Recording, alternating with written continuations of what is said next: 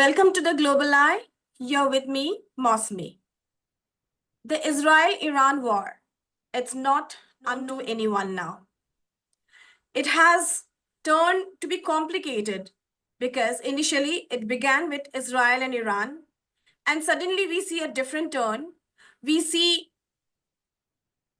America striking Iran's 3 important nuclear sites. And we were expecting something bigger, and we couldn't see Iran in fear. Rather, Iran vowed revenge, and Iran retaliated by striking at one of the bases of America in Qatar. And what, dramatic change is that when we were expecting something bigger from the US after the strike, we found that President Donald Trump, suddenly declaring or announcing immediate ceasefire between Israel and Iran. And it was really not expected. The question that comes to our mind is that, and moreover, Donald Trump thanked Iran, saying that Iran had actually informed Washington that the attack was going to happen. But the question is, we do not know, because this is a scenario of informative war, narrative war. We do not know what is true. Was the site, the US base, actually attacked in Qatar? And as Donald Trump said, did Iran really inform President Donald Trump or Washington about the strike? Or was it just a bluff? I would begin. Today we have with us 2 eminent personalities. We have Colonel Anil Kumar, NR. He is a defense expert. And we have Samir Shah. He is a famous foreign affairs expert. We would start with our defense expert today, Colonel Anil Kumar. A question. Sir, do you think Iran did actually warn Washington before striking at the base, American base in Qatar? Or was it just coordinated? What do you see here? How do you see this entire theater? Okay, so the reported targeting of US bases in Qatar by Iran. Firstly, it was very clear, and Iran has very categorically said that in case if you attack us, that we will target your bases. So the forewarning was given by Iran, and everyone is aware of it. And in fact, what we learned that even Qatar was told prior to their strike, so that they want, because they don't want to alienate from the Muslim world. So they in fact did. Now, the thing is that if the US was indeed informed beforehand, then I think this wasn't an act of war. It was a calibrated symbolic strike, meant more for political theater than the military escalation. So why do they do that? I mean, what was the intent?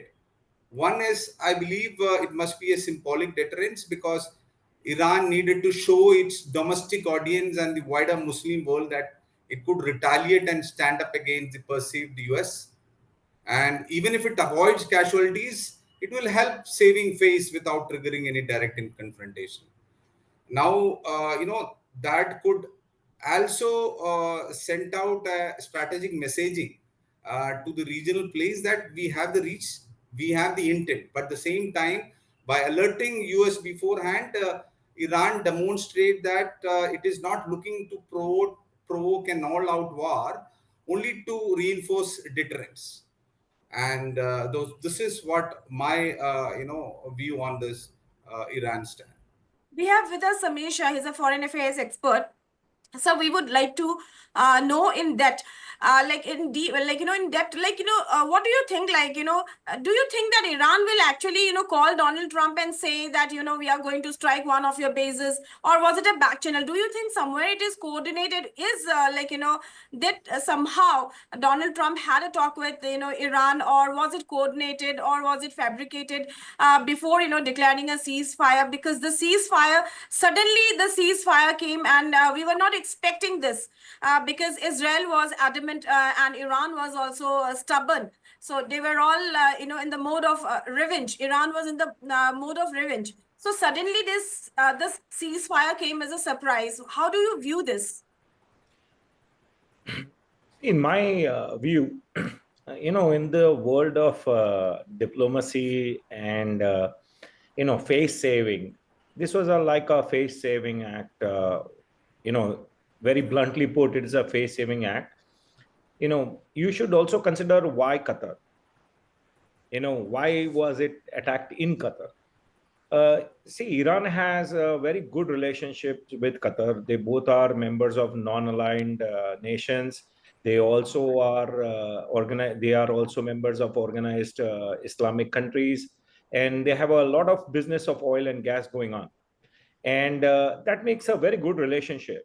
And while we cannot definitely say whether they went back to the US or whether they did what, but we can, I think, fairly predict that Iran must have gone to Qatar and passed on that this is going to happen. And Qatar in turn has a good relationship with United States. We saw the Emir of Qatar and Donald Trump, when they were there for their meet. So I think that way it saves, it's a win-win for all. Iran gets its face saving. Donald Trump gets, allows that to happen. There was no casualty of any kind, and it was still in a friendly nation area. So that is the way it went. So I personally think that while it may not, you cannot claim directly that there would be a messaging, but they indirectly, yes, definitely. And I agree with Colonel Kumar that these type of things do take place in diplomatic circles, that you inform each other about what's going to happen, and then it's just for the media that what they to do together. This is my personal opinion on this. Colonel Anil Kumar, what do you think? What must be the agenda of Donald Trump here? Suddenly his, soft heart towards Iran, and now, warning Israel that he will not bomb Iran. And he says that I'm not happy with Israel, neither with Iran, of course. But suddenly, when, we expect America, a superpower, when, their base is attacked, when we see that, in fact, Donald Trump had threatened many a times that if you touch my troop, if you touch my base, it will be dangerous, it will be a bigger war. So, and suddenly this, a change of heart, and warning Israel, and what is actually Trump's agenda? Yeah, so when we see Donald Trump, who once launched a maximum pressure campaign and ordered killing of even General Qasim Soleimani, and like you just mentioned, now talking very seemingly softer stance on Iran and issuing warning to Israel not to escalate. So we have to ask, what really changed? Is it a newfound strategic compassion, or is it something deeper, perhaps more calculated? Hidden motive, if you ask me, is very likely. Trump's pivot isn't driven by sentiment, it is driven by strategy always, optics and power calculus. Now, here by this stand, Trump is able to achieve basically two things. One is he is able to reassert control over the global narrative, that he is inserting himself into a global crisis as a non-president power broker, implying that the only he has the diplomacy and the art of deal to avoid any regional catastrophe. And by warning Israel, he is playing both sides, discouraging an unpopular war, while he's still looking like a statesman who understands restraint and power balance.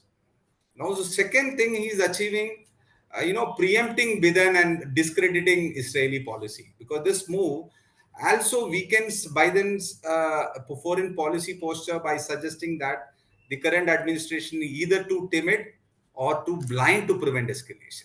It also distances Trump from Netanyahu's, hawkish impulses, allowing Trump to appear to be a cooler head, even though Netanyahu was once his closest ally. So this is what is my view on this. Samir Shah, like you are a foreign affairs expert. How do you see this? Do you think that Russia must have, communicated with Washington? Do you find that Russia playing a role here somewhere? See, I I think in the time of from the time of Ukraine war, Russia has been looking for partners, and they have Iran and Russia have a border, and there is a lot of trade between Russia and Iran taking place, both the ways. So they are natural partners. So I am sure that Russia has been advising Iran on what is to be done and how they should manage and things like that. We cannot be sure of these things, but I'm in the scheme of things, they do get along, and there is a natural benefit for both of them. They both against Donald Trump, they work together, and I see personally a lot of trade happening. And then when it comes to trade, it's all about business, and this is where all the things take a backseat. So I'm sure that there is a lot of information going back and forth, and a lot of business strategies and military strategies taking place between Iran and Russia. While it may not be in open, but you will still get that to your. And one of the things that I like to state here is that while it may be over, it may still not be over. You may see a lot of action in the coming months to work on, because there has been a constant talk of regime change, and the regime change takes place only when there is a ground effort. And while they have won in the air, and they have won a significant amount, they have destroyed all of this. But personally, knowing Iranians and Iran, I feel that there is a lot to come as yet. So, the picture is not over as yet, I So think. you snatched my question. I will add on to you before I go to Colonel Anil Kumar. Regime change. Now, do you think that, Donald Trump has a bigger motive behind this ceasefire? Do you think that there would be a regime change?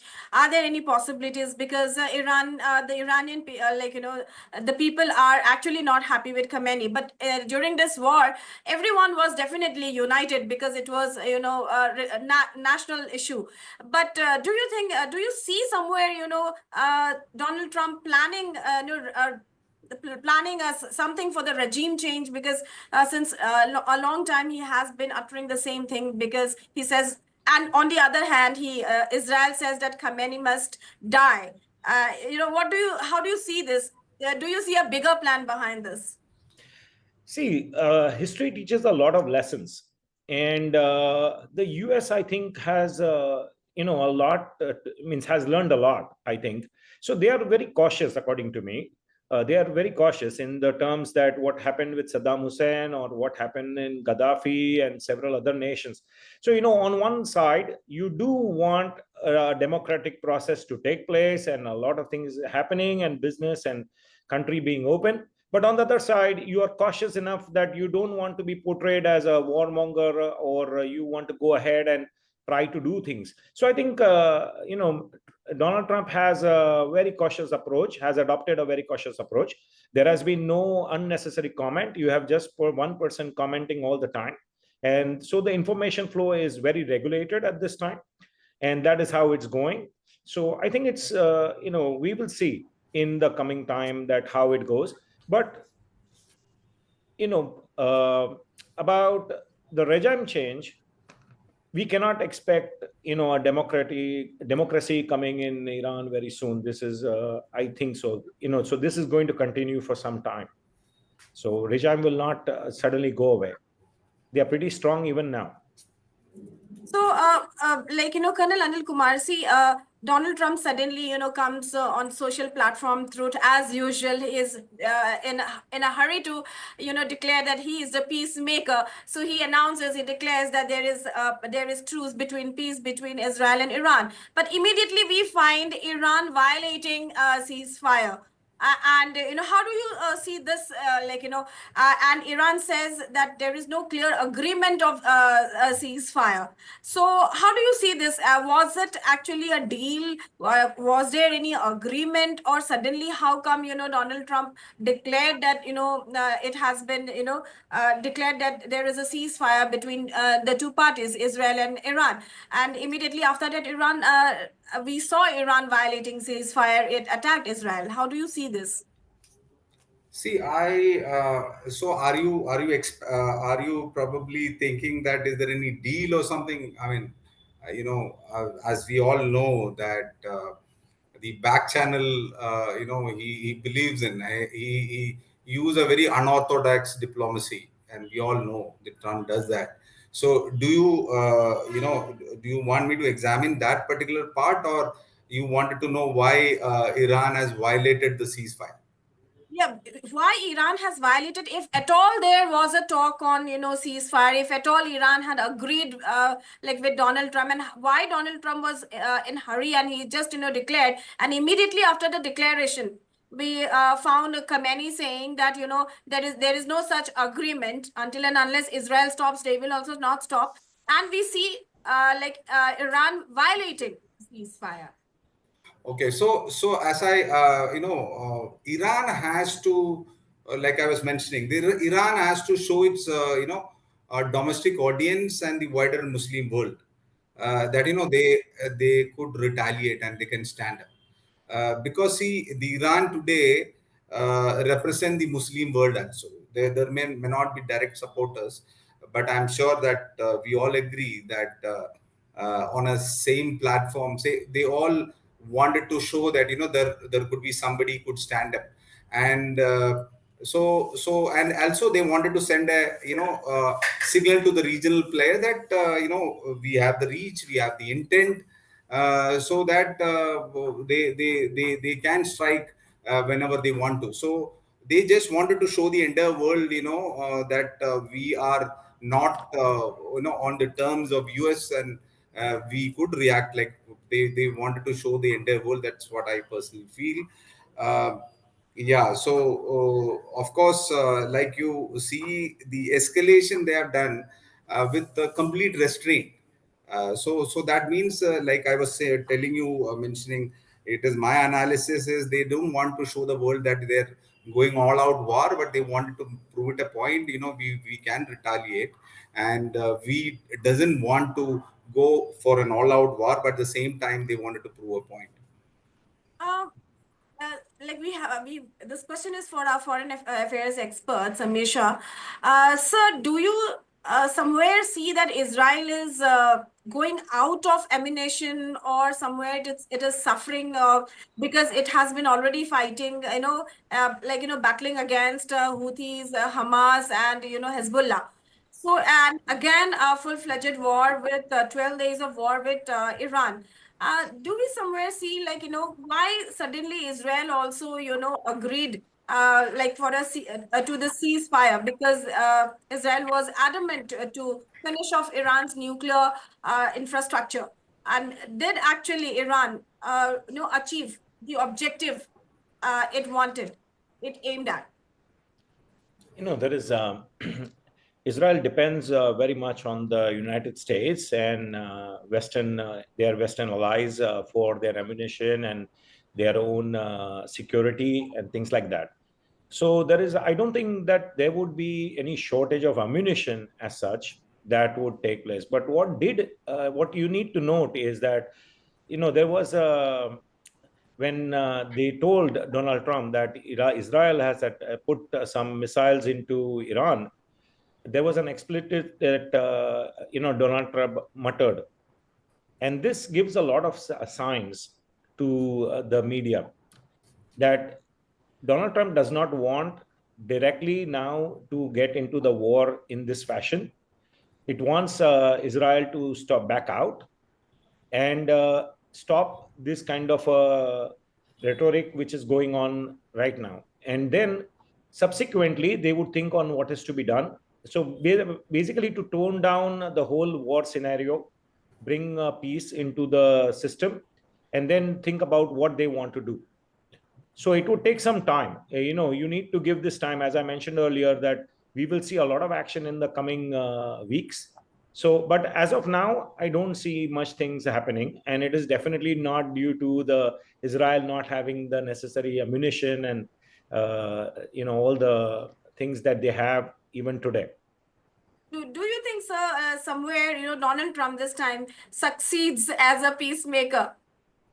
Even though for a tip, like, a short period of time, because he brought this in, he declared it, and now we see this as a ceasefire. Do you think that Trump to be succeeding in what he was actually aiming to become a peacemaker?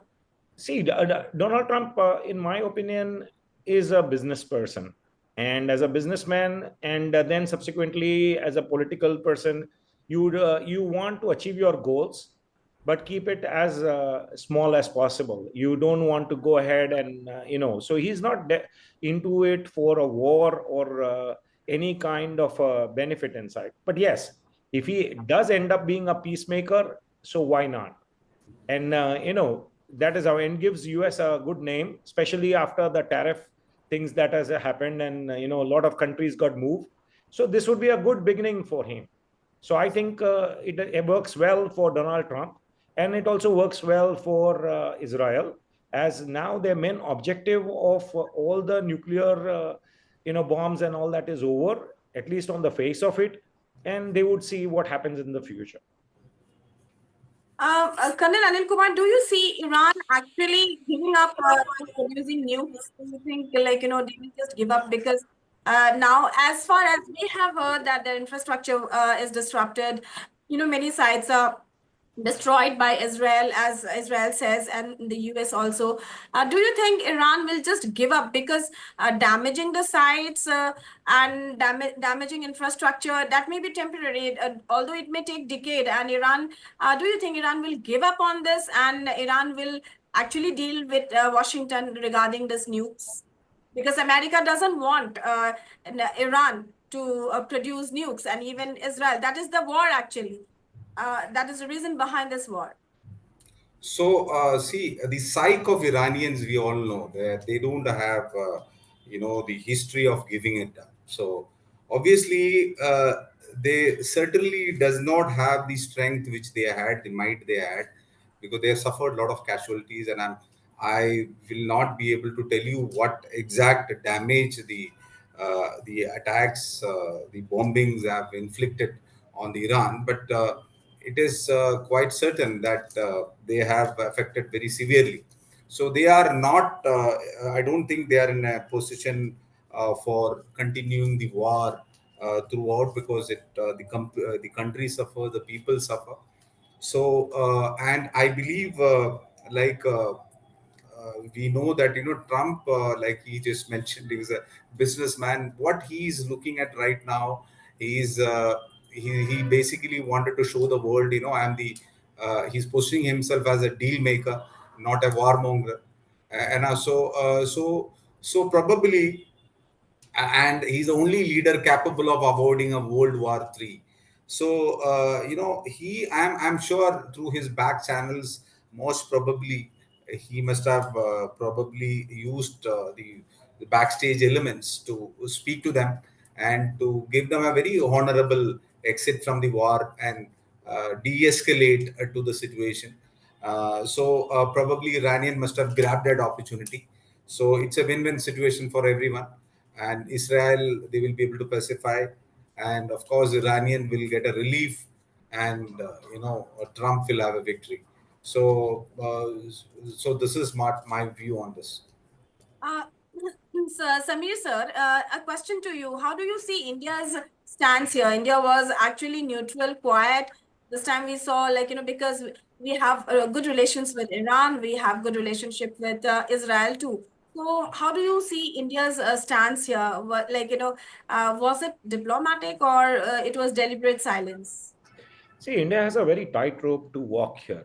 On one side, you have the Chabar port, where India has invested a lot of money. You also have a lot of, standby oil, because Iran is a good producer of oil and it is willing to give oil. Also, India has a good relationship with Russia.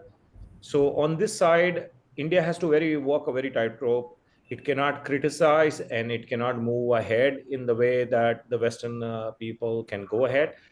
On the other side, you have Donald Trump, a very aggressive president in this case, and you also have several other nations connected to him. So India cannot really afford to take sides at this time.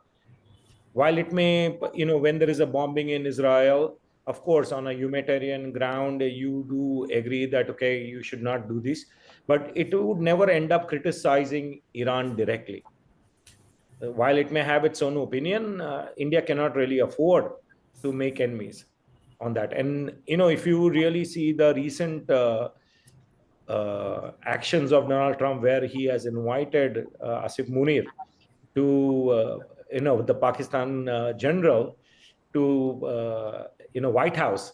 This gives a very wrong signal to the Indian.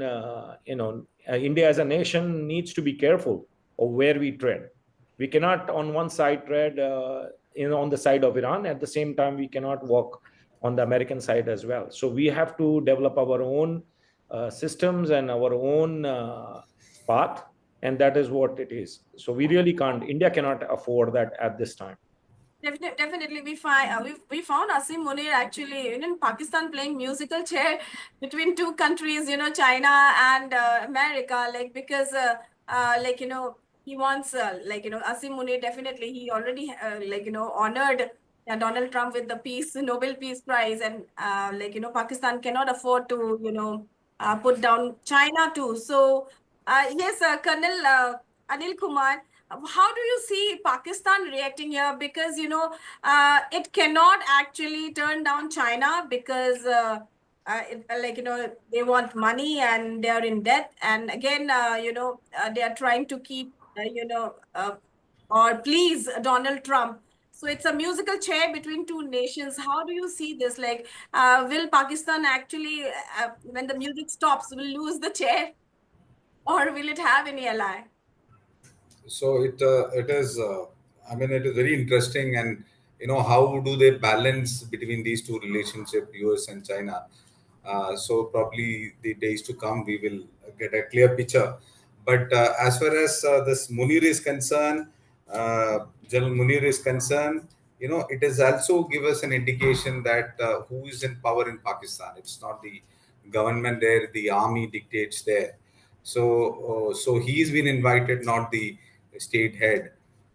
Certainly, it will give you an indicator, who rules Pakistan, who call it a shot. Now, as far as China and US relationship, probably how do they balance it out? I really don't know, and probably I request Sami to throw some light on that. Samir sir, how do you see what next? Is this going to be a ceasefire? Do we see complete, a pause to this war, Israel and Iran, or do you bigger storm coming ahead? Before I answer that question, I would like to state, see, Pakistan and Iran share a fairly long border. And there have been, there are quite a few exchanges between Pakistan and Iran. While they have a problem on the border, but they still move ahead with certain trade and certain benefit. So for US, Pakistan is of a great use, especially if they want to control on one side of the border and they want to enter into Iran. So, it would be a great idea to enter Iran through Pakistan. And that's why, more than anything in India, Pakistan would be of great importance to them. On one side, you have Afghanistan. On one side, you have Pakistan. You have Iran. So Pakistan has a great importance in that reference also. So not just from the India side, why we may get, we get troubled every time we see Pakistan being honored by the Trump administration or some other presidents. We still have to realize that unless they do that, they cannot control the nations which are around it. And that is why it is very important for them. So this is one thing. the other question that you asked me, that would there be a ceasefire? Am I right? That Yes. is. Do you see this as a pause to this war, or do we see a bigger storm coming, sooner or later? In my, as far as I know, the Iranians are very proud people, and they would not let them let this going down. Go on. This will not go well with them. And one of the things that you will notice that in spite of Iranians not liking their government or criticizing the government, presently it is all, they have all rallied around the government because finally it is their country. So I don't think that you will see a lot of peace happening, or you will see a regime change happening unless it is forced to.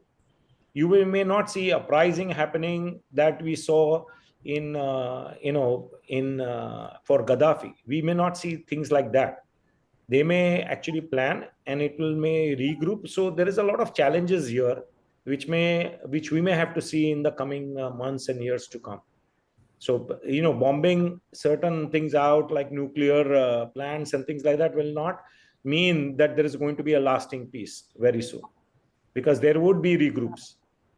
I just wanted to add something on this, regime change, which we're discussing.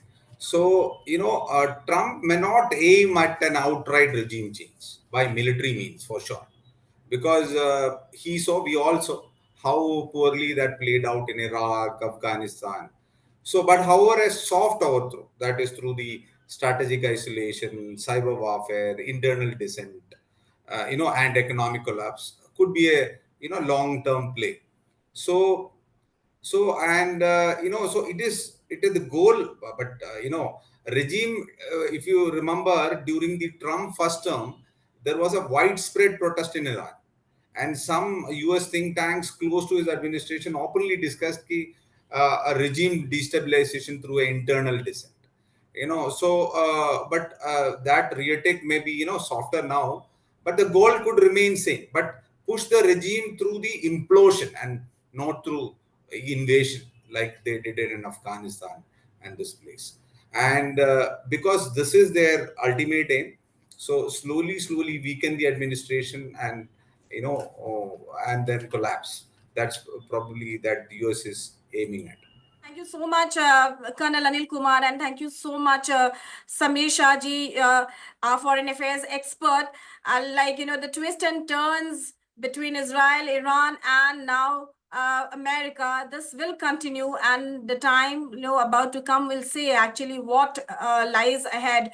Do we actually see an end to this war? Because we already have Middle East, juggling behind wars, and once if we see that the war will not stop, and I think Middle East would be disrupted, and once the Middle East is disturbed entirely, I think the global economy will suffer, and the entire world will actually suffer.